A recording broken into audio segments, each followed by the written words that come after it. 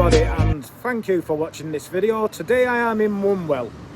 Wunwell is it's a village, but it's also inside the metropolitan borough of Barnsley, and this is the #1 target seat I've noticed for Reform UK, that's formerly known as the Brexit Party. I'll throw a screenshot on the screen. That doesn't surprise me, because in 2019, when it was then known as the Brexit Party, this was the best result that the Brexit Party had, and I campaigned in that election for the Brexit Party. They came second. I think they lost to Labour, surprisingly. Well, not surprisingly, to be honest, because this is part of the Red Wall. But this is the birthplace. Barnsley is the birthplace of Arthur Scargill. It's a strong former mining area. So yes, it's unsurprising that the people in this constituency would never ever vote for the Tories.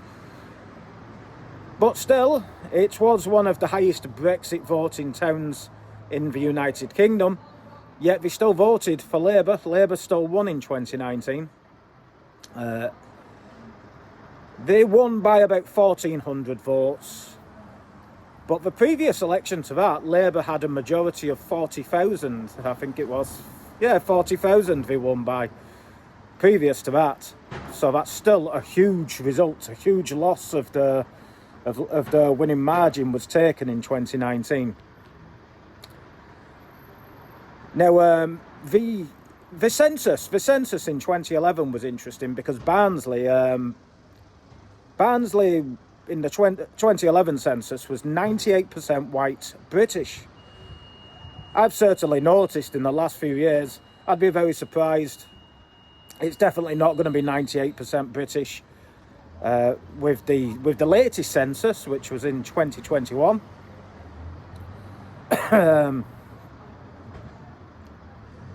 Yes, it's definitely not going to be 98% white British. It's still predominantly British as a whole, though. You see, the issue we've got here is because they always vote Labour. The council is predominantly Labour council, and there has been quite a lot of new arrivals. New arrivals I've noticed in the last few years most likely came from the dinghy boats coming into Dover, and of course Labour councils, especially in a predominantly white British area, love to mix it up a bit, don't they?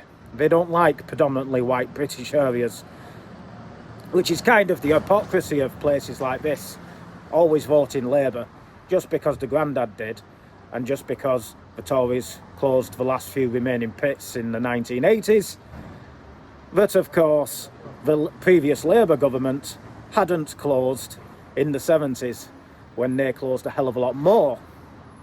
Nevertheless, there's been a Twitter storm. I've noticed there's been a Twitter storm. Nigel Farage had retweeted the Office of National Statistics. Results say that London, Birmingham and Manchester, I think Leeds is actually bigger in size to Manchester, so it's not the three biggest cities in the world, in the country, but it's still the two biggest cities in the country. And Manchester, of course, although not the largest in area or population, I think in population it might be. Greater Manchester as a whole. But the city of Manchester isn't one of the... But Greater Manchester is definitely the third largest area. It's the hub. It's the main economic area for the north of England. But even Manchester now is a white minority in this country. So, yes, I'll play the clip now of Nigel Farage's video, and just look at Sadjid Javid. Now, this proves that the Conservatives are not conservative. Sadjid Javid retweeted Nigel Farage's video with the words, "So what?" So what that the three largest, well, I've already explained, not necessarily the three largest, but definitely the two largest cities and the third economically most important city, Manchester, is now a white minority. White British minority. The Office of National Statistics figures are out today showing that London, Birmingham and Manchester are all now minority white cities. Massive demographic changes taking place in our country. More significantly for the country as a whole, it shows that only 46% now identify as Christian. So there is a massive change in the identity of this country that is taking place through immigration. You may think it's a good thing, you may think it's a bad thing, but here's the real point of this. The ONS now say in future they will not ask of the nationality or birthplace of those taking part in this census. 1 in 6 in England and Wales already born outside the UK. In future, they want to hide the true figures from you. That's the real standout from these numbers today. It's a scandal.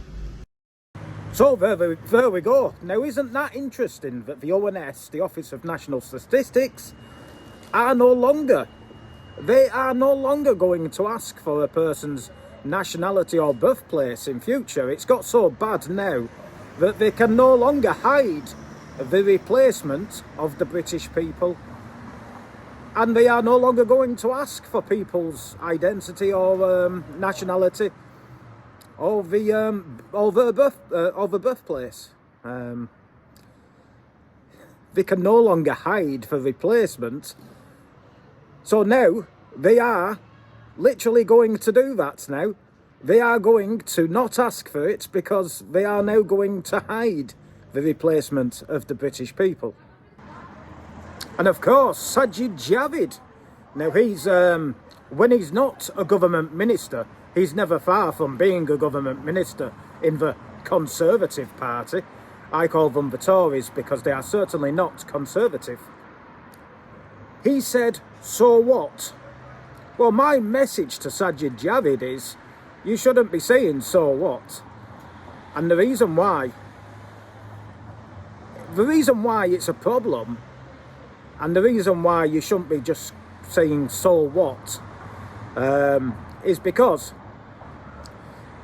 when this country becomes minority British, minority white British, when the people of these islands, the indigenous people, become a minority, which is happening, and it's accelerating under the Tories, when it finally happens, and it will happen, unless there's a huge difference to our political system, then once a country loses its people, its indigenous people, it loses its heritage, it loses its culture, it's already being diluted. And when the people become a minority, it will get diluted even more. And then this country is no longer the United Kingdom of Great Britain and Northern Ireland. This country is no longer England, Scotland and Wales. It is just an island, a multicultural cesspit, an island with no identity, no culture, no history, nothing. And of course, then the 99%, the globalist elite, they want that, because then once you remove the people, you remove patriotism, and then the people are easier to control, which is all part of the elite globalist plan. And yeah, people need to wake up, they need to wake up fast, and they need to stop voting Labour, Tory, Lib Dem, or even the Green Party. The Green Party are just the same. They need to vote for an alternative. They need to, that necessarily might not be Reform UK. Yes, but they need to vote for alternative parties. And I suppose there's one thing on Reform UK's manifesto, which would be therefore proportional representation. Now that would certainly be a start to destroying the political system, which is openly destroying this country, because regardless if you vote red or blue, they are two sides, two cheeks of the same backside. Thanks for watching. Please like, share and subscribe and comment on the video, because that also helps the algorithms on YouTube. Tune in for the next video. Thank you.